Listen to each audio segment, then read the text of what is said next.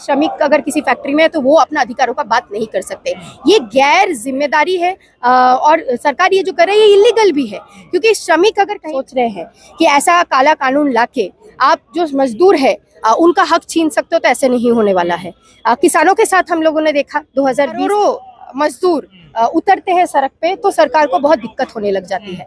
हम पूछना चाहते हैं यही सरकार तब क्यों नहीं सोचता है कि जब मजदूरों को उनके काम से निकाल दिया जाता है, अचानक से कॉन्ट्रैक्चुअल वर्किंग सिस्टम में एक महिला को बोला जाता है कि नहीं, अगर आज आप काम पे आ रहे हो, आप प्रेग्नेंट हो गए हो तो महिला है आप, आपको कभी भी काम से निकाल दिया जाएगा। इंपॉर्टेंट चीज़ है हम लोगों के लिए समझना कि ये पूरे जो देश में आज इतना तरक्की हो रहा है या डेवलपमेंट की बात हो रही है, ये डेवलपमेंट किसके श्रम पे हो रहा है? ये वर्कर्स के श्रम पे हो रहा है, उनके मेहनत के वजह से हो रहा है। और उनकी ही मेहनत को आज के समय पे कंपनियों का मुनाफा के नाम पे उनकी मेहनत को, उनकी श्रम को कहीं ना कहीं डाइल्यूट किया जा रहा है। कॉन्ट्रैक्चुअल वर्किंग सिस्टम में मजबूर किया जा रहा है कि सारे जो मजदूर है उनको कॉन्ट्रैक्चुअल वर्किंग सिस्टम में काम मुनाफा खाना चाहता है। कोई श्रमिक कल मर जाता है, उसके हक के लिए बोलने का कोई नहीं होगा। उसके परिवार को पहले आपको नौकरी देना पड़ता था या आपके उस आधार पे उसके परिवार को सिक्योर करना पड़ता था, हाउसिंग अलायंस देना पड़ता था, हेल्थ इंश्योरेंस देना पड़ता था। आज के समय पे ये कोशिश कर रहे हैं कि कंपनी मुनाफा कैसे करे और मजदूरों की हक की बात ना हो। इसीलिए चाहते हैं कि यूनियन ना हो, क्योंकि यूनियन रहेगा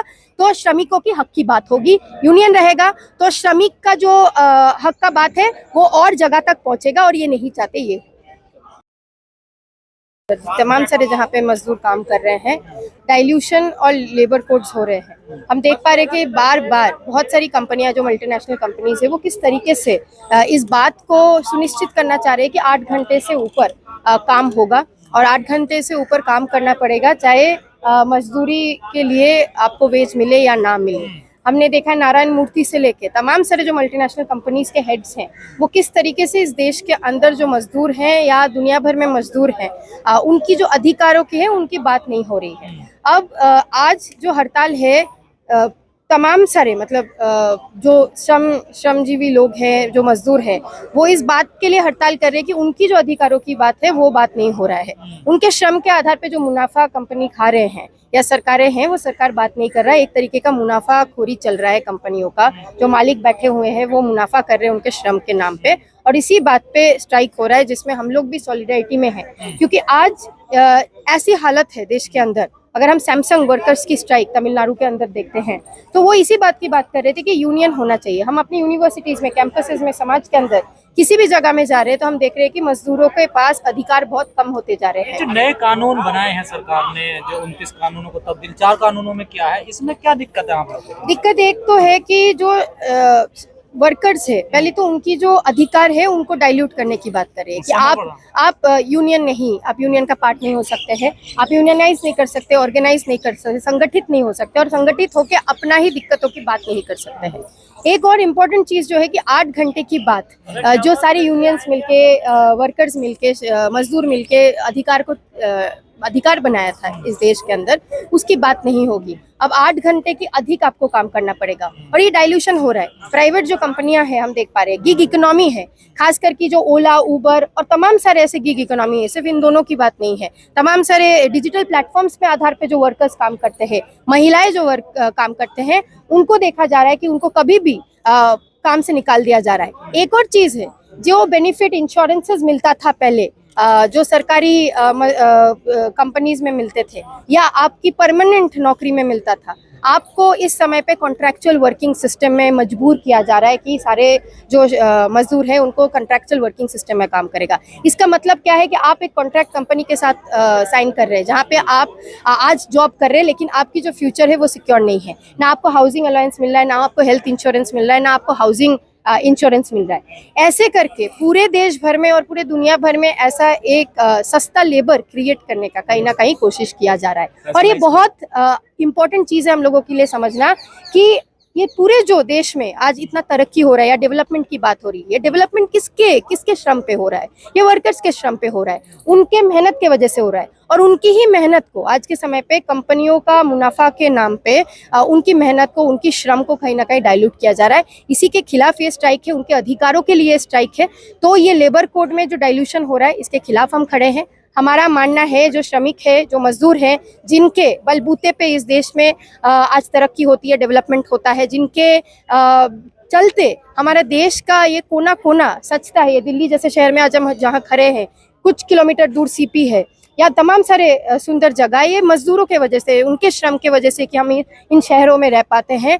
उनके लिए अगर रहने का जगह नहीं है, उनके लिए अगर हेल्थ इंश्योरेंस नहीं है, उनका ही फैक्ट्रीज में उनको एक सेकंड क्लास सिटीजन की तरह देखा जाता है, तो हम इसका विरोध करते हैं। और हमारा मानना है कि सरकार को सबसे पहला प्रायोरिटी इन मजदूरों को देना चाहिए, उनका अधिकारों को देना चाहिए, उनके लिए तमाम सारे पॉलिसीज बनाना चाहिए जो प्रो वर्कर पॉलिसी हो। लेकिन बीजेपी सरकार ने और आरएसएस ने दिखाया है कि वो सरकार में रहते हुए मजदूरों के साथ पक्ष में नहीं खड़े हैं। वो अदानी, अंबानी और तमाम सारे मल्टीनेशनल कंपनीज में जो लोग हैं उनके पक्ष में खड़े हैं। सरकार का ये कहना है कि आज दिन स्ट्राइक होती है तो उससे काम में बाधा आती है, इसलिए ये हमने तब्दील किए हैं कानून। बात एक दिन का स्ट्राइक का नहीं है। जब एक दिन स्ट्राइक होता है, करोड़ों मजदूर उतरते हैं सड़क पे, तो सरकार को बहुत दिक्कत होने लग जाती है। हम पूछना चाहते हैं, यही सरकार तब क्यों नहीं सोचता है कि जब मजदूरों को उनके काम से निकाल दिया जाता है, अचानक से कॉन्ट्रैक्चुअल वर्किंग सिस्टम में एक महिला को बोला जाता है कि नहीं, अगर आज आप काम पे आ रहे हो, आप प्रेग्नेंट हो गए हो, तो महिला हैं आप, आपको कभी भी काम से निकाल दिया जाएगा। आपका श्रम का कोई वैल्यू इस देश के अंदर, इस समाज के अंदर नहीं है।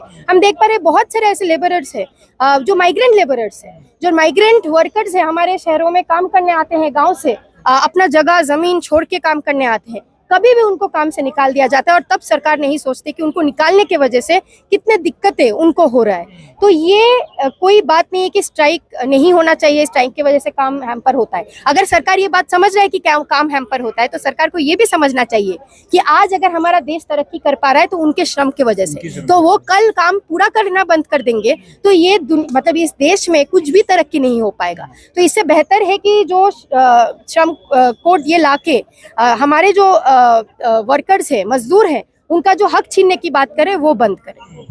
लेकिन इसमें तब्दीली लगभग जब कोरोना काल चल रहा था तब सरकार ने की थी, कई बार उसके बाद आंदोलन हुए, पर सरकार में तो कोई फर्क नहीं पड़ रहा।